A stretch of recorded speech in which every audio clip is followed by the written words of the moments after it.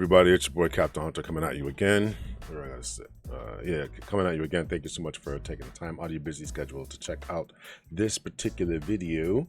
This video popped up on my feed, and I don't understand why it did. But I watched it, and so I decided to, do a reaction to this. Now, this is person on the screen right here is a professor. I only watched it one time, so we'll listen to it again. I guess he has his own channel, and he's giving a lecture in class and trying to, try to give up some words of wisdom. I think he fails utterly. Let me pause it for a second here.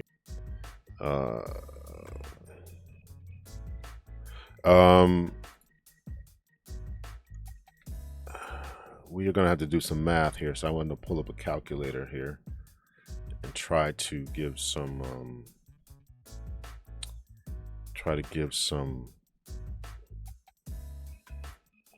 right, so I had to pause it for a second there. I had to pull up a calculator, make sure that is good to go when we're ready to go here. So this professor here, we're going to get his name, and I guess he has his own YouTube channel. So he's giving a lecture about racism, the plight of white people, and I think he's addressing some things I don't think that has ever been said. I mean, he's going to talk about race, how white people are absolutely poor in this country, and what's up, and basically what's up with this white privilege talk and all that. So he's got some black students who are sitting in the front of the class with microphones and trying to get into their mindset and trying to get them to realize that white people have it bad as well. And I don't think that was ever the case. I don't think that anyone has ever disputed that particular case. I don't know. I don't know what the point of his lecture was. There's a full lecture that is online. We're only going to watch this particular video, and I put it out because this guy, the based conservative, a lot of subscribers. I don't have anybody to, anywhere close to that, but I'm trying to put out some information that's going to help people. I think in the long run here. I don't know what his angle is, or the base conservative, or what this professor was.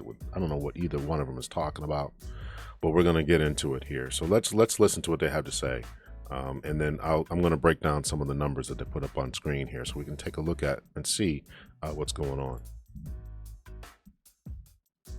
Hi everybody, welcome back to the channel. Hope all is good wherever you are. In this video, we got Dr. Sam Richards at Penn State University. He is a professor there, and he has a channel in which I will link the full live stream that this clip is out of at the bottom of the video. It's an excellent channel. I suggest you go follow him. I have a few reactions of his channel coming out, but for today, we are talking about poor people in America. Let's get into it. Mind when you think about poor people in the U.S.? Probably, black bulls, that's what comes to mind first. I kind of think of lower income areas. Lower income areas? In general. Quality of housing And who's in those areas? Like what people? It tends to be predominantly black people, but there's a lot of white people where I'm from that are in those areas as well. All right, so I had to pause it again, so I'm going to rewind it a little bit. So I had to get some stuff set up here. So we'll go back just a couple of seconds here. There's a lot of white people where I'm from that are in those areas as well. So now the two of you have said what you said, right? You said, yeah, it tends to be just certain areas, right? And it's predominantly black and brown people? Not in Kansas City. Not in Kansas City, but yeah. But thinking about the U.S. Yes, in the U.S. it's okay. Where'd you come up with that? Where do you come up with that observation? That there's more black people that are. Yeah. That you think black people immediately. I mean, I don't know if it's something purposeful, but just from being around Philly, I just see a lot of them, roaming the streets and stuff. I'm over time, there seems to be a low correlation. Hey, so how is that for you when you look in a mirror and you think, okay, poor people in the U.S., the majority of poor people in the U.S. look like me. How is that? Have you ever thought about that? Yeah, for sure. I'm definitely blessed to be like where I am, you know what I'm saying, attended Penn State.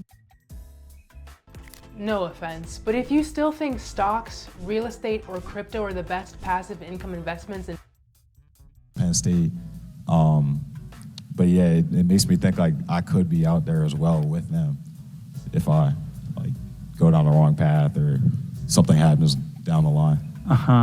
It's funny the reason they all think that. They look at big cities, right? Big inner cities. And the media doesn't cover poor white people. If you remember a couple of years ago, there was a massive flood in eastern Kentucky. I mean, the thing looked biblical, but you would never hear anything about it because the media doesn't cover poor white people that live in trailer parks. They will make you believe that the only people who are underprivileged, who are victimized, who are poor are of the black community, the Hispanic community, the migrants. Then that's because they only look at the inner cities. They forget that America is massive. In eastern Kentucky, in Appalachia, those are the most poor people in the country. I mean, I would dare anybody to go up there and remind those people of their white privilege. The poverty rate in eastern Kentucky goes from about 20% on the low end to about 45%. That's nearly half the population of Appalachian region are considered poor. The average household income in eastern Kentucky is $16,000 less than the average income nationally. I'm not saying this to say that, you know, white people are more poor or less poor than the black community, but we have to remember that not only black and Hispanic people are victims of poverty. Let's get back to the video. I don't even understand any of it. I don't understand any of it. I don't understand what the purpose of this video is. I don't understand what the purpose of this lecture is. If it's, yeah, white people have it bad too, I think that there is a consensus to that. Now we can see here, I know it's covered up by this whatever CS whatever 19119.org. But the number, but now there's a statistic that they're all going to look at on the screen. That's why they're all looking up to their looks like their left, and they got. I'm assuming that the same statistic, mathematical statistic, that is on the screen is going to be on the page here. So it says number of people living in poverty in the U.S. Now, poverty is defined differently for different people. I'm not going to get into that definition. You can always Google it. I mean, this is not an expansive and exhaustive reaction, but you can Google it, right? It depending on your household size, and that is going to determine household size along with income.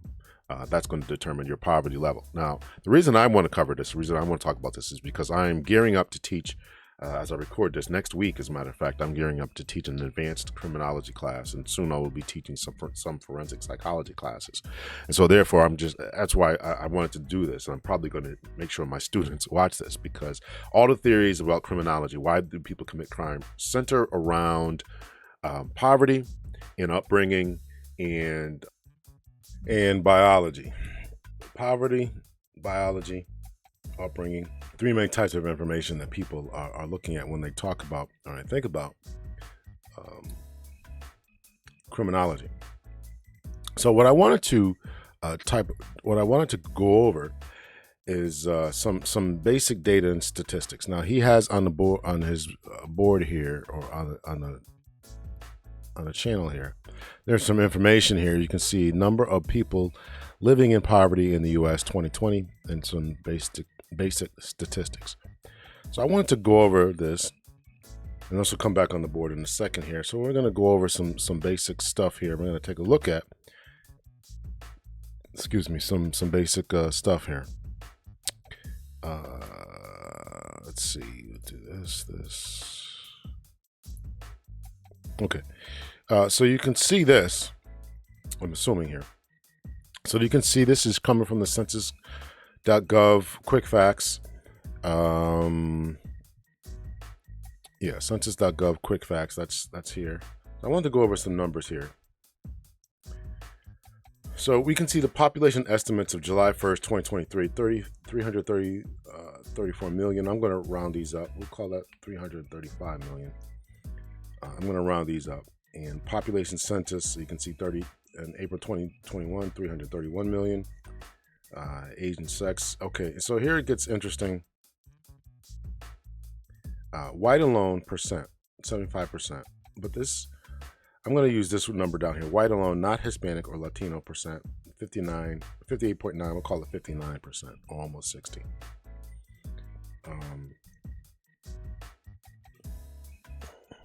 What is this? What is that? White alone. About the race estimates of the population produced to the American survey definition. White alone or individuals who responded no, not Spanish, Hispanic, Latino, and who reported white as their only entry in the race question. So I'm assuming that is, what is this, white alone percent?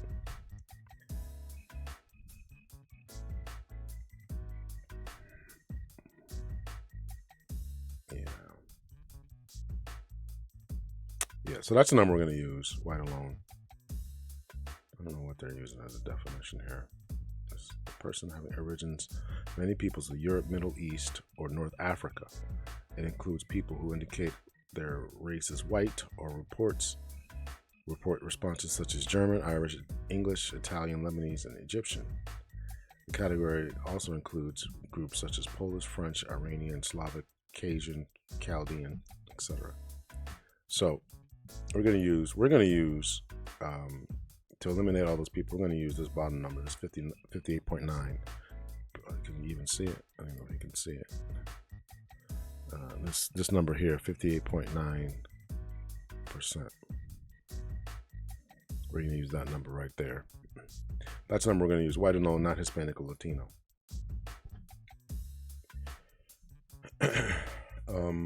For this. So what I wanted to do was kind of go over some of the numbers that he talks about. And we're going to pull up, I'm going to go back to this number here.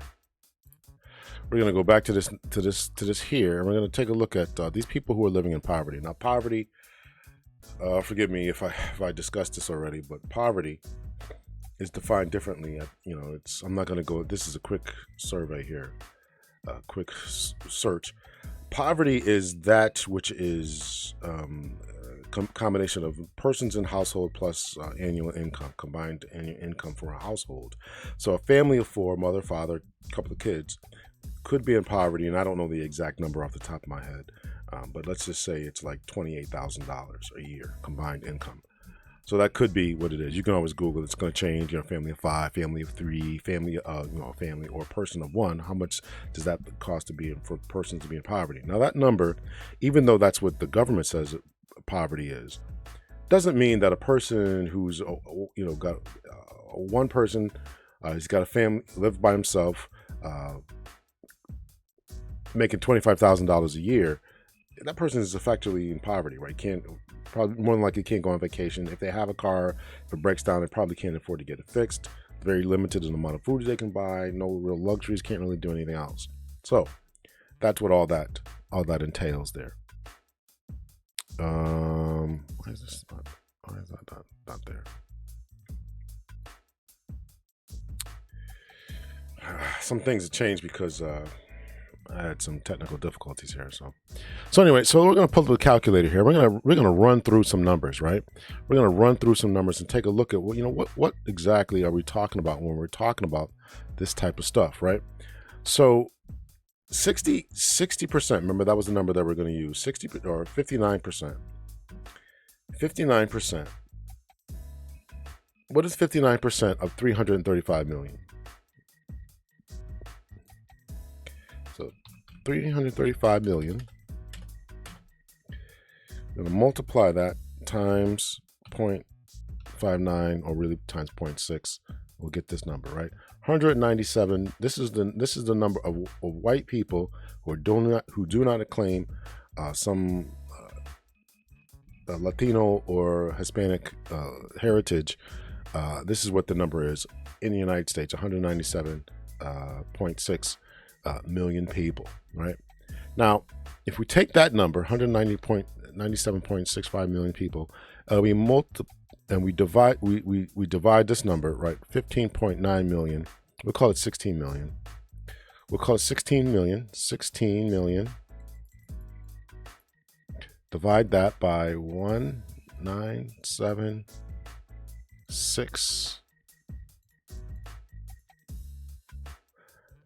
that'll give us 0.8 times 100, and that's 8%.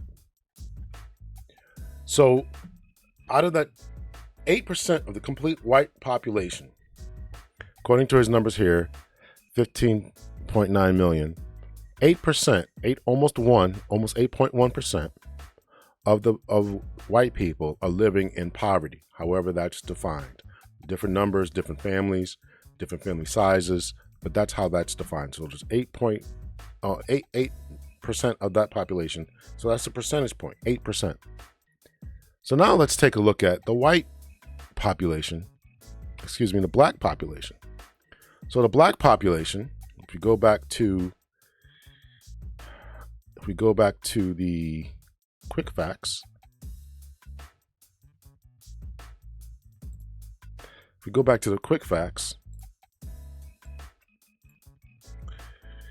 black persons, and these are the numbers he used, black persons are 13.6% of the population.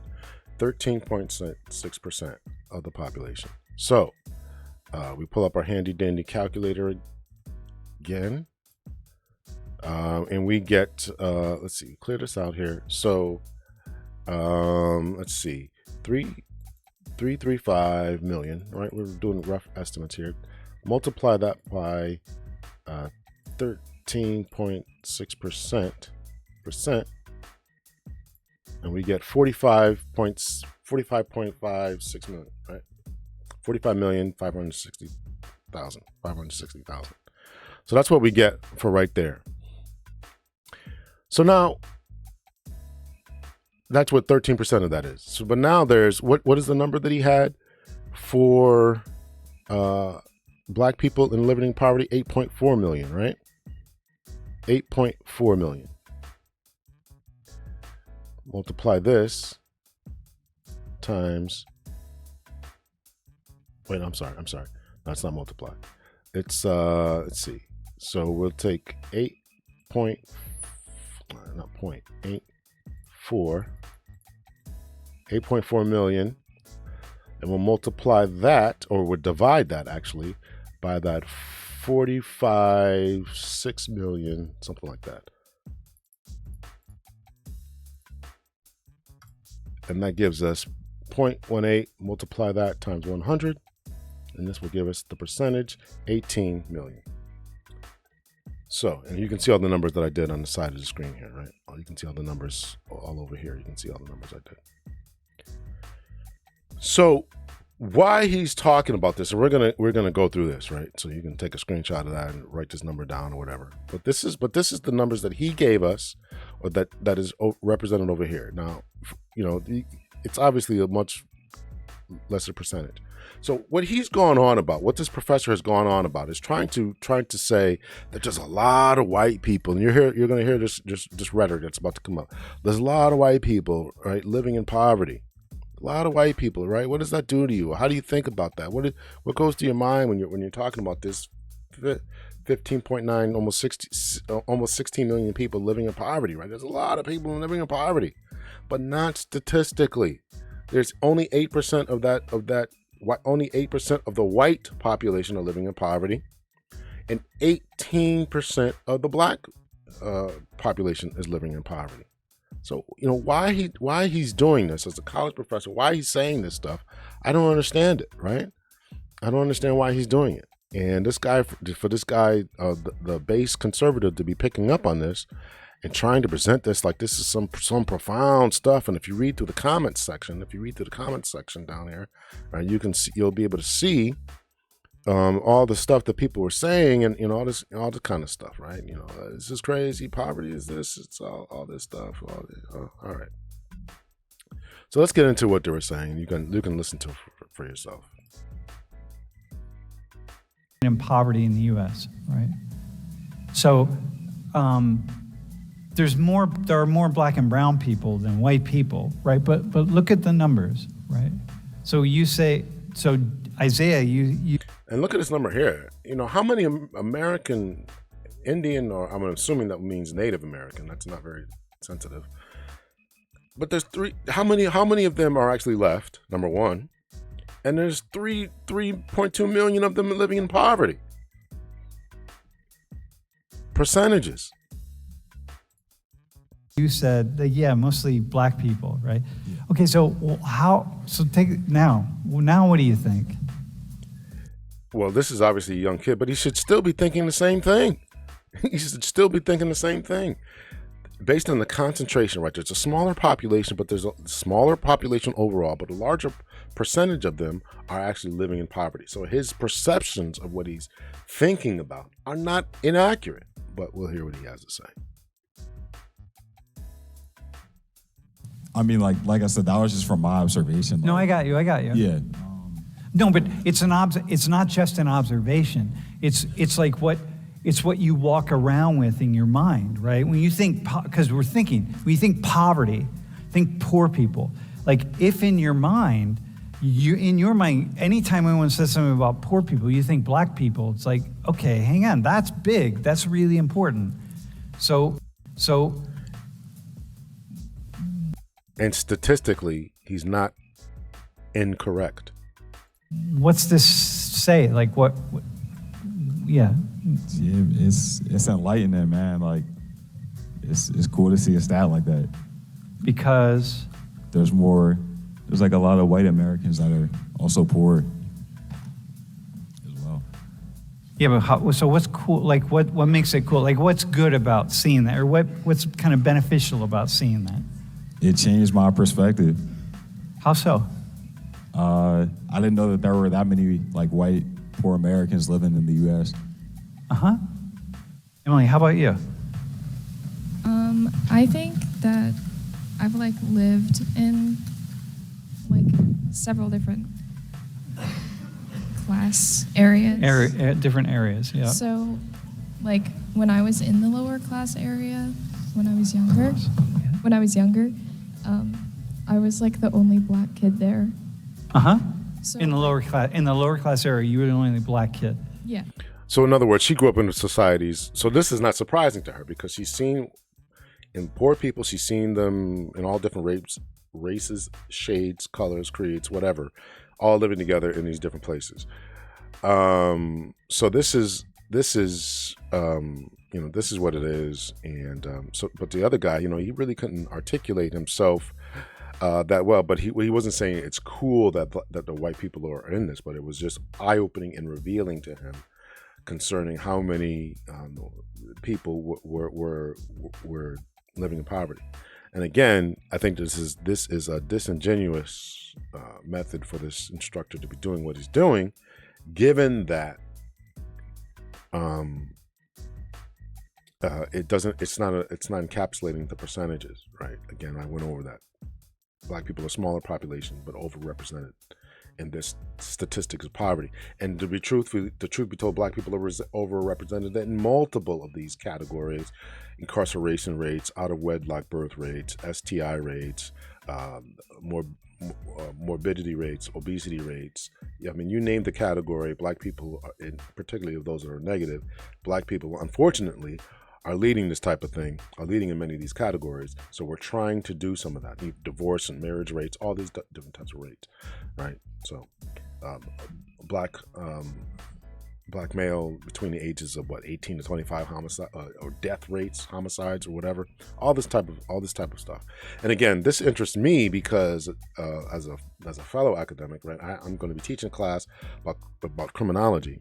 And when you have these different types of I don't want to call them comorbidities, but problems within the community, then the response is negative, right? Then there's adaptive traits and adaptive philosophies that are taken on by the community in order to survive. And this is why you get crime. This is why you get all these maladaptive behaviors that occur within the black community, whether they're passed down. I don't believe that they're passed on genetically, but I do believe that they are passed on through learning, through different social learning and environmental learning factors, right? And people don't understand that what they're doing is wrong, right?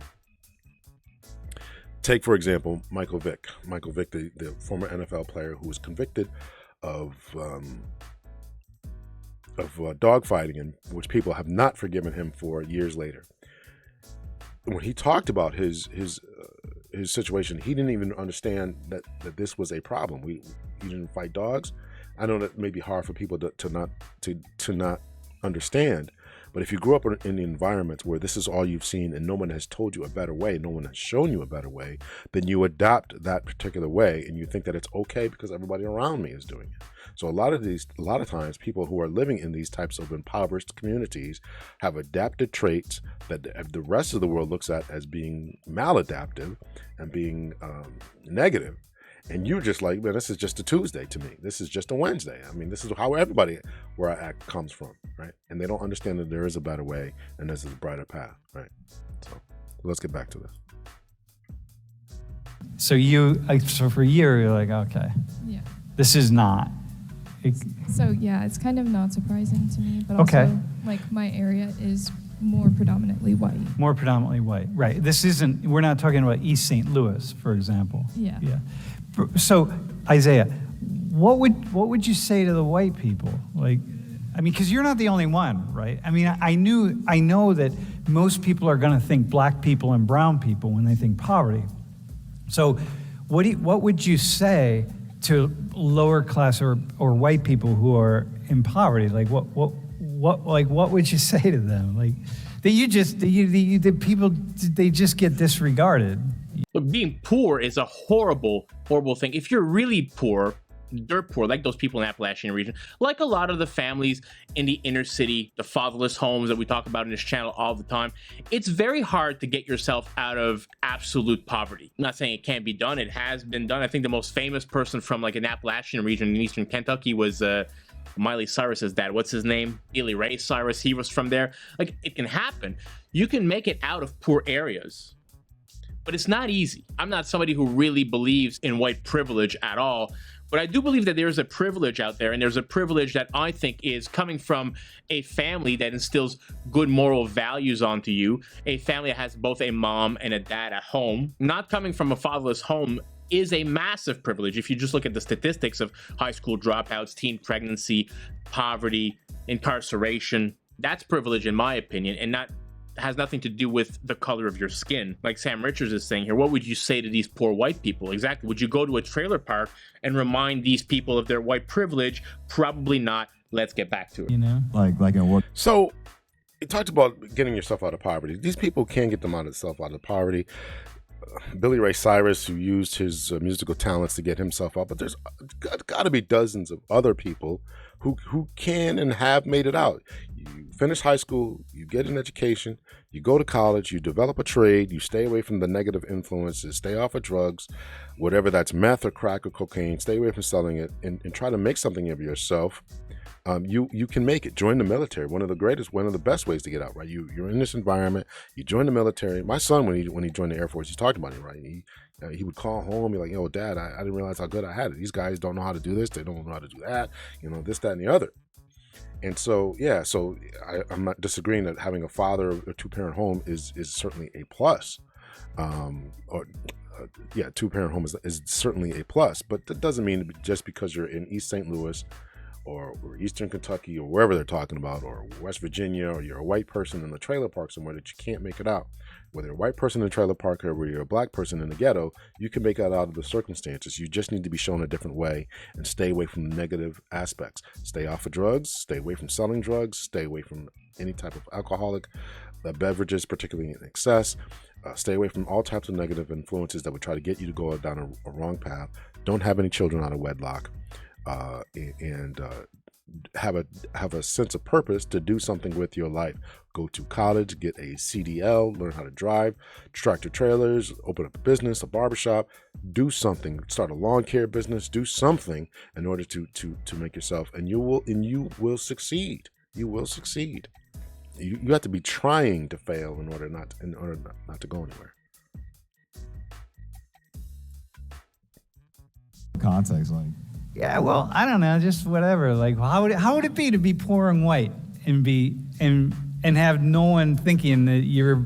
I mean, Emily here is saying like, yeah, I've seen, but somebody like you, right? Yeah. There are a lot of people like you who are, you're pouring white. You're like, hey, I truly don't know why he's pressing this so much.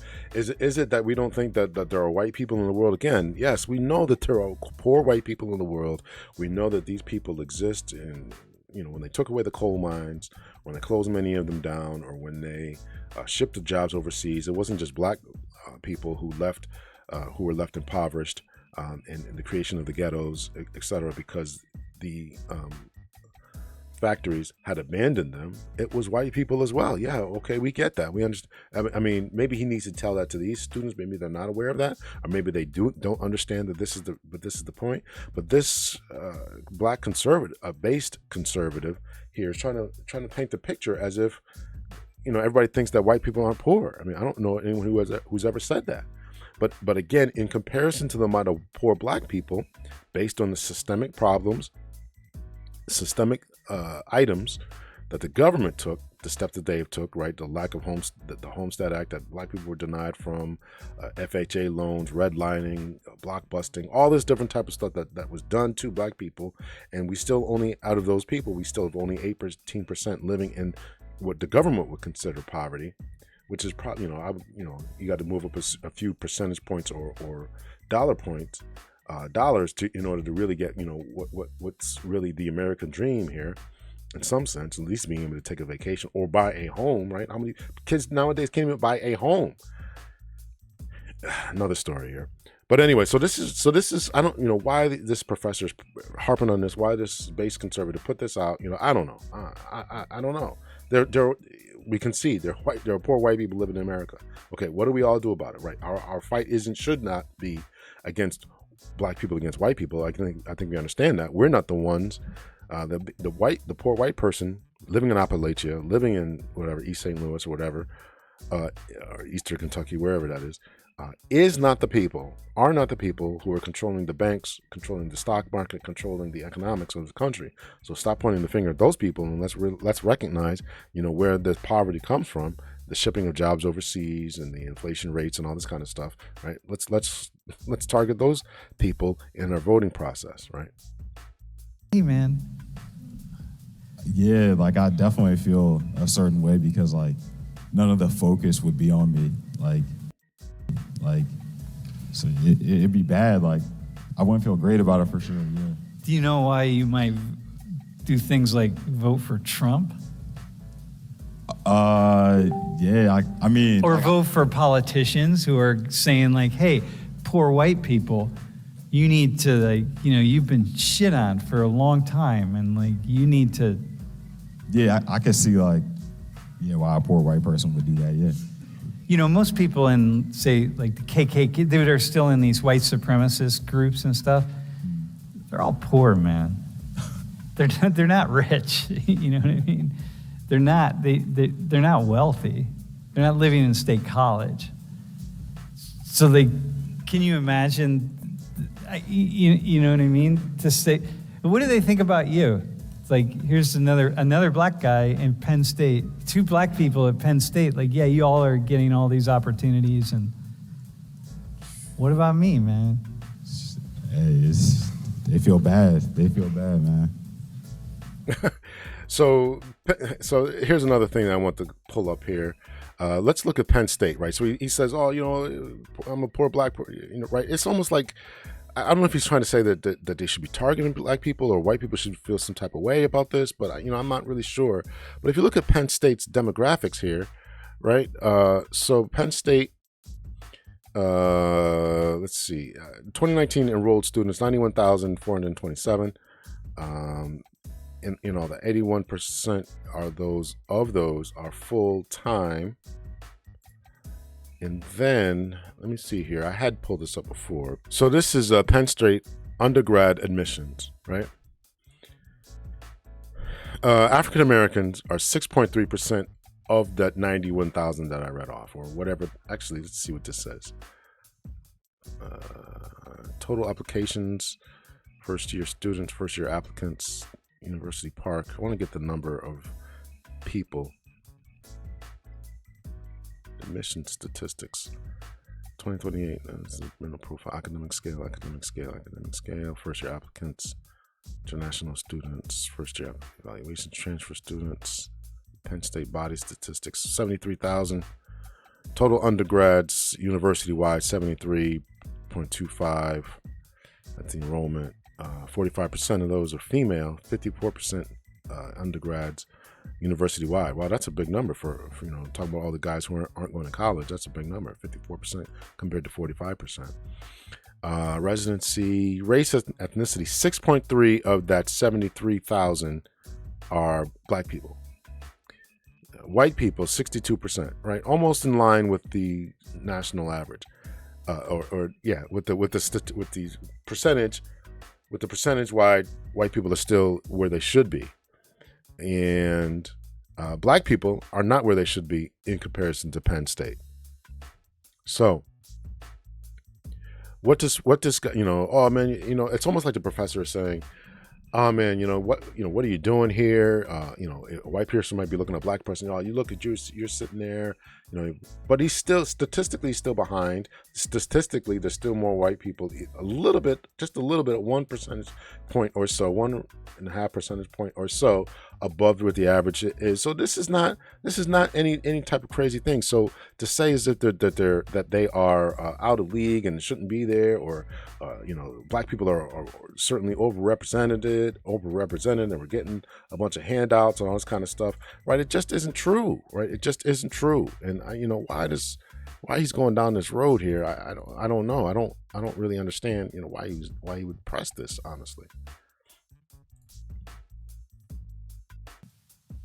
Yeah, I don't know. I'm just throwing it. I'm just wondering. Yeah. It's odd to me that does it seem odd to you, as someone who grew up around with, who went to school and with a lot of poor white people, does it seem odd to you that we don't talk about, so we're talking about racism, right? And so Anya, and so the three of you, we're talking about race, all this stuff of racism, and we're having this conversation about, institutional structural racism, but what do you think these white people are thinking about all these conversations about racism that don't involve them? They're actually seen as the problem.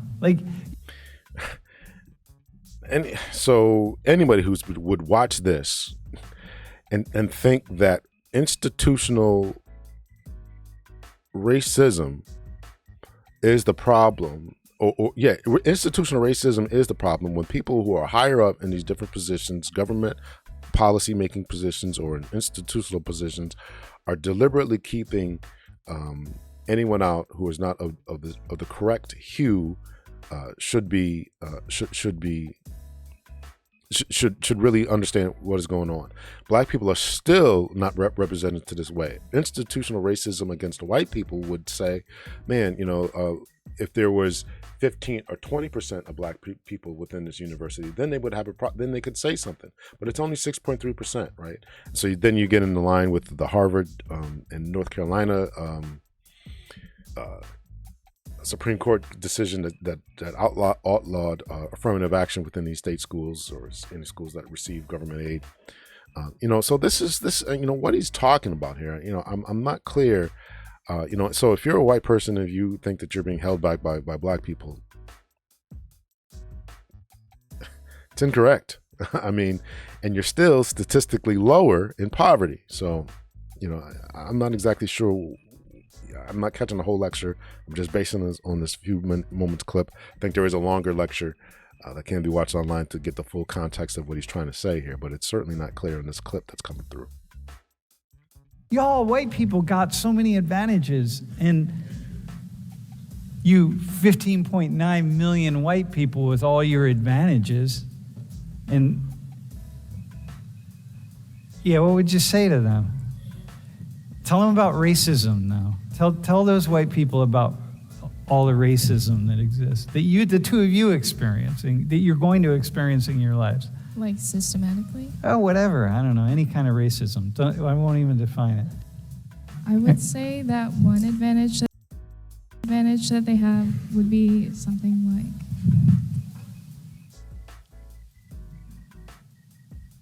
perception by the police.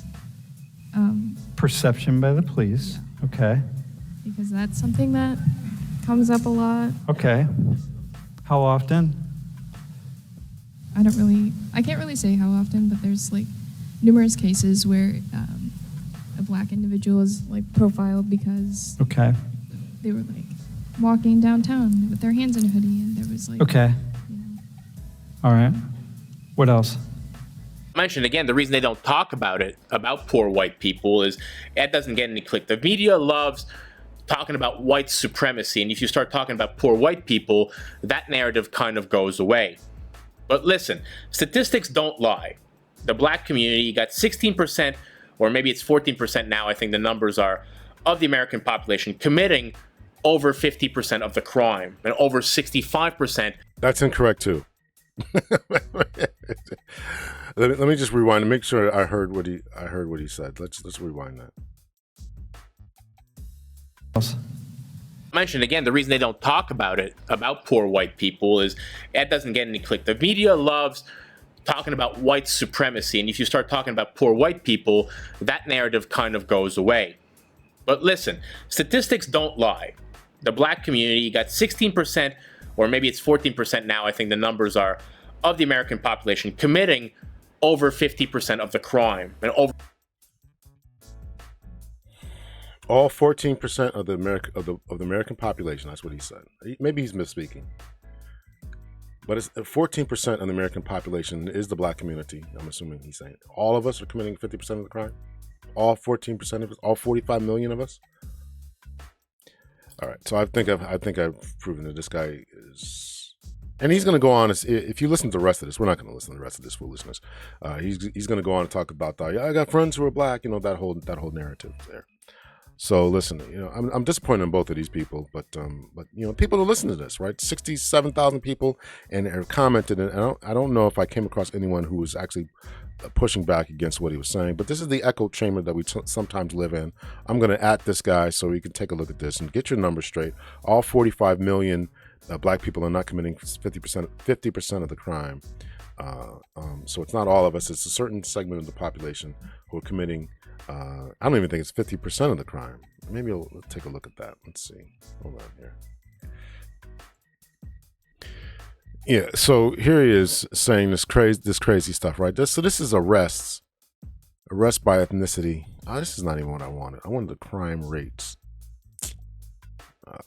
This is not even what I really wanted. Violent crimes, property crime, clearances, police employee data, offenses known to law enforcement home. So this is arrest. So black people are still only 26% of the arrests, of the total arrests. 26%. White people are still, you know, overrepresented by the arrests. A little bit they're overrepresented, and black people are almost more than twice than represented. Still too much, but it's not. But as far as percentage rates, white people are still arrested, still incarcerated at greater lengths. Manslaughter. Yeah, we're manslaughter and murder. We're way up there, right? We got to do something about that, right? Still second and underrepresented a little bit are white people. So this is, you know, when you talk about this stuff, you gotta, you know, kind of go to the numbers and know what you're talking about, right? Fraud, 65%, you know, 30%, you know, embezzlement. So there's still a lot going on. Stolen property, right? So, you know, we're both, you know, black people are certainly overrepresented. I'm not trying to make that case, but he said, maybe he misspoke. I'll try to give him the benefit of the doubt, that the people who are being arrested and committing these crimes are all 14% of the American population, but it's not even them. It's not even that. So, this guy, man. Anyway, we'll leave it off right there. Let me know your thoughts or opinions about what's going on here, and this guy and his crazy videos that they put out in order to enrage certain people, and this professor here. I don't know what the heck this man is talking about. Anyway, much love and peace.